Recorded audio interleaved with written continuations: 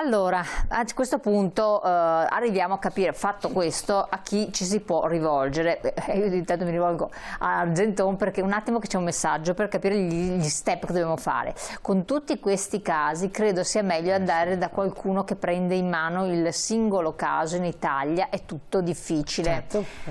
Sì, anche perché per un po' ne stavamo parlando fuori onda, ogni singolo step che ne abbiamo affrontato con delle semplicissime slide che sono stati bravissimi a redigere, in realtà ci raccontavano i nostri ospiti, sono qualcosa di estremamente complesso, ci sono le voci, le sottovoci, ognuno richiederebbe un'ora di chiacchierata che l'Argenton sarebbe contentissima di farci, noi la blocchiamo lì, ferma là, però è vero, non è così semplice come stiamo cercando di trasmettervi, è molto complesso, per cui da soli la vedo dura, la vedo molto impegnativa, cioè è vero o no?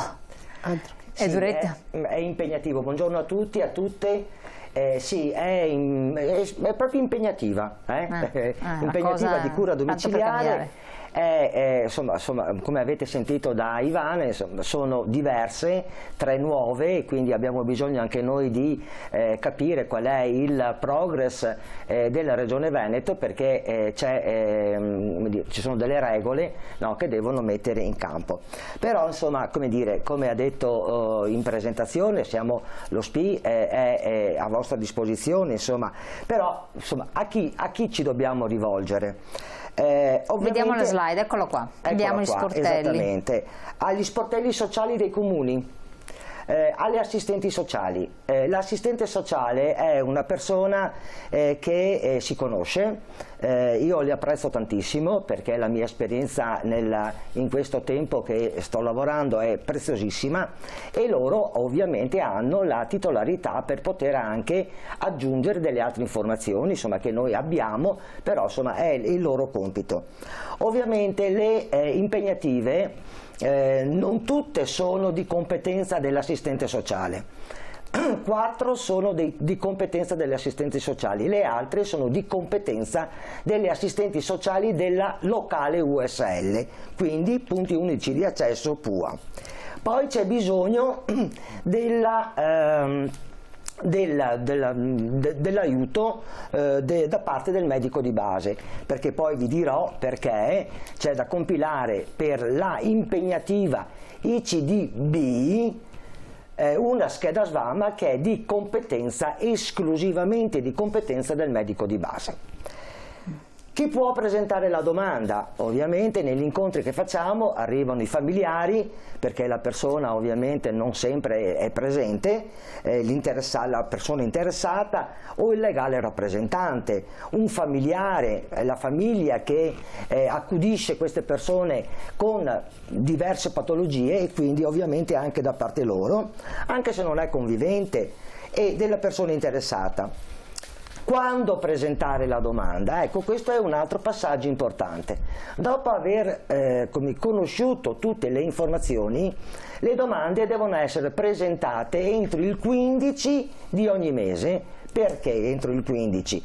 Perché così, faccio un esempio, se entro il 15 di marzo presento la domanda correlata dai documenti che dopo vi spiegherò, dalle assistenti sociali per le impegnative di competenza delle assistenti sociali, il contributo dalla Regione Veneto, che come ha detto Ivana è un contributo assistenziale per chi ha una persona non autosufficiente in famiglia, percepisce l'impegnativa dal 1° di marzo.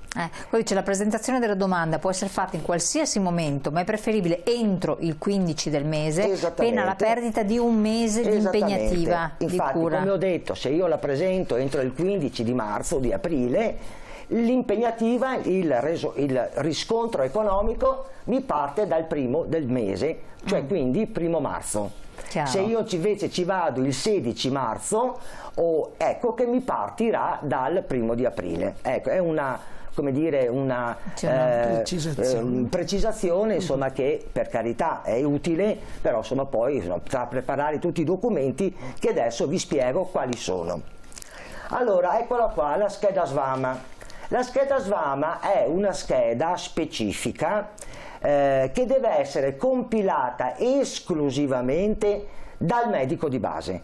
vale per l'ICD-B e l'ICD-B+. Queste due impegnative.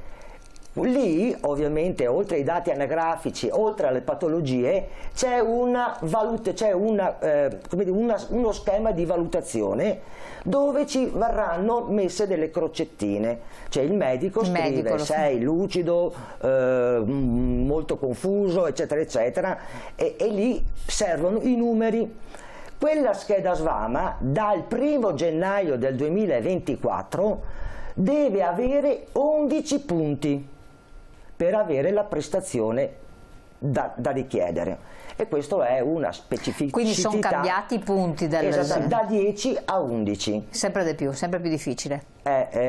Qui si potrebbe aprire, come dire, un dibattito molto ampio, però insomma oggi parliamo dei documenti utili. Poi ovviamente cosa serve? La carta d'identità e il codice fiscale, il codice IBAN. Perché il codice IBAN? Perché verrà la prestazione erogata dalla Regione Veneto ovviamente accreditata su un conto corrente che le persone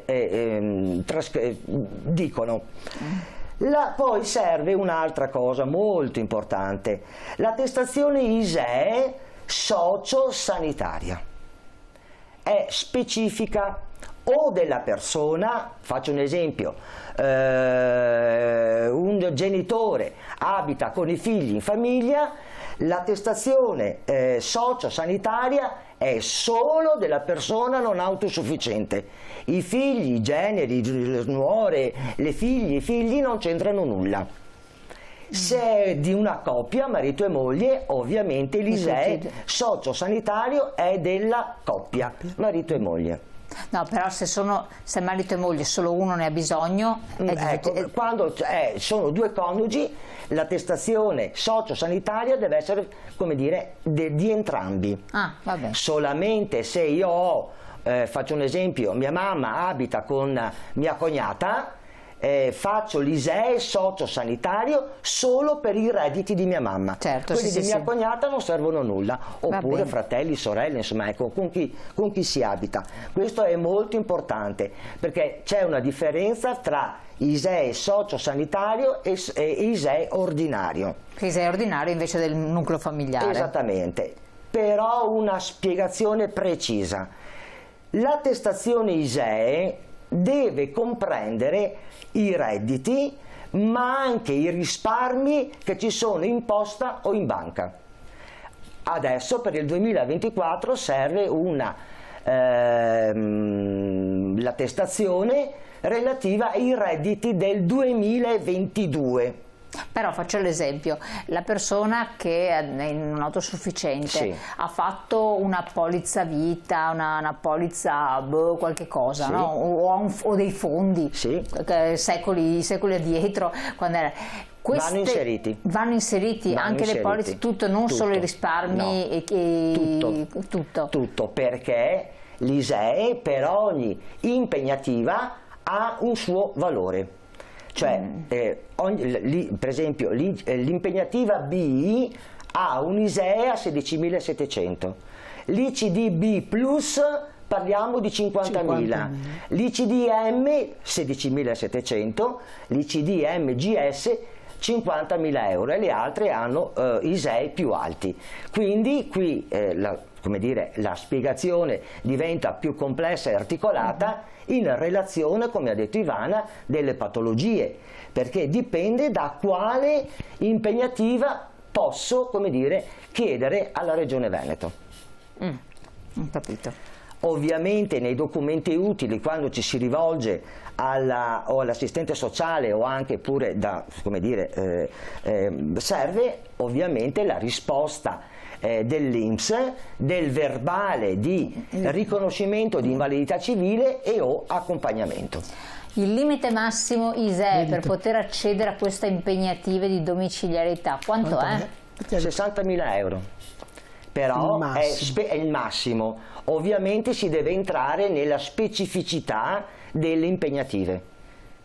Come ho detto prima, l'ISEE per l'ICD-B e la M sono 16.700.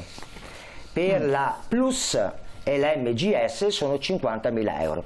Queste sono le impegnative, quelle che vengono richieste maggiormente, perché come ha detto Ivana, purtroppo le malattie di demenza e di decadimento cognitivo sul nostro territorio ne ho riscontrate purtroppo tantissime. Infatti. Allora, passiamo alla fase successiva, capire cos'è questa benedetta SVAMA di cui tanto si parla, questa scheda di valutazione multidimensionale, perché è richiesta tante volte, ha un suo peso effettivamente, però sì, non tutti ne sono a conoscenza. Allora, che cos'è? Da chi viene redatta? Che parametri allora, usa? Viene redatta, come ho detto prima, esclusivamente dal medico di base. Questo serve per la impegnativa ICD-B e l'ICD-B+. Ma il medico di base, sì, adesso io faccio realisticamente facendo sì, i conti sì, così, adesso tanti medici di base sono cambiati, sono in fase di cambiamento, vanno sì, in pensione, immaginiamo certo, una persona che ha 100 anni, arriverà, sì, che proprio medico di base, se viva Dio, sarà anche cambiato, ne arriva uno nuovo, oppure certo, viene sostituito medici di medicina generale, integrata, vabbè, sì, eccetera. Quindi non sa praticamente niente della storia di questa persona, eccetera. Sulla base di quali parametri fa queste valutazioni?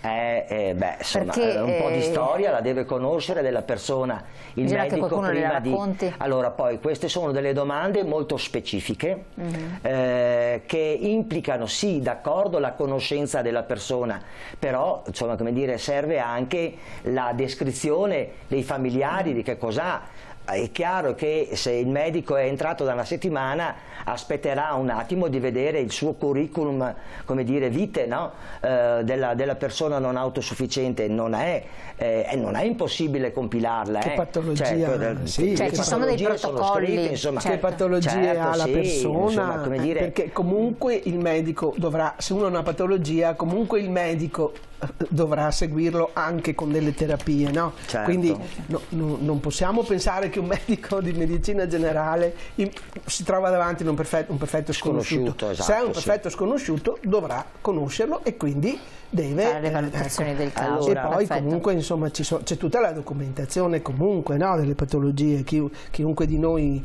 sa che cosa o noi o i nostri familiari certo, sanno. sì.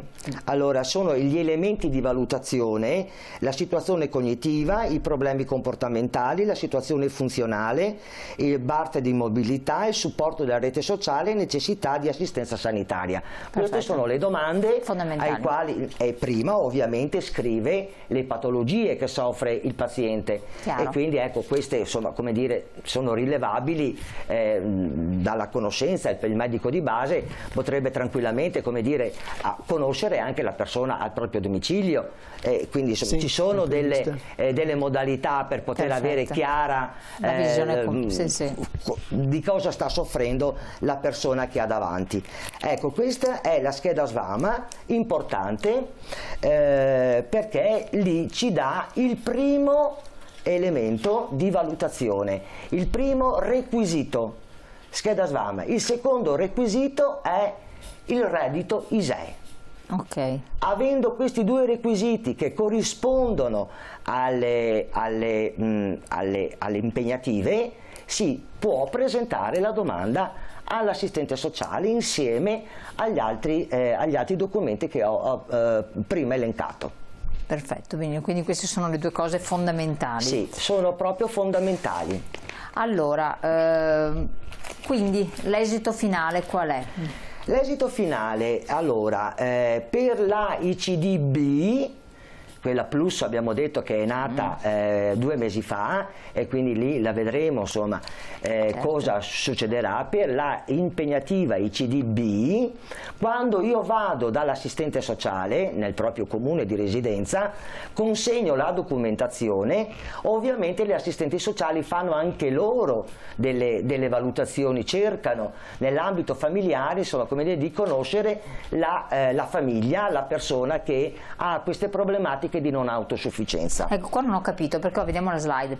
Alla presentazione della domanda non viene rilasciato nessun documento di inserimento e di avvio della procedura, quindi presento la domanda e torno a casa. Sì, questo è vero, c'è da aggiungere che la domanda viene protocollata, cioè nel senso che l'assistente sociale non mi dà un documento che mi dice e che mi attesta che in data XY ho presentato la domanda, ma viene protocollata all'ufficio di protocollo, perché deve trovare ovviamente il riscontro di quello che mi stanno cioè della presentazione della domanda. Perfetto. Assolutamente. Prima di procedere andiamo un attimo in pubblicità, così possiamo dare una continuità logica. Stiamo vedendo l'esito finale dopo che è stata presentata la domanda e invece sono state già compilate queste schede SVAMA. Tra poco.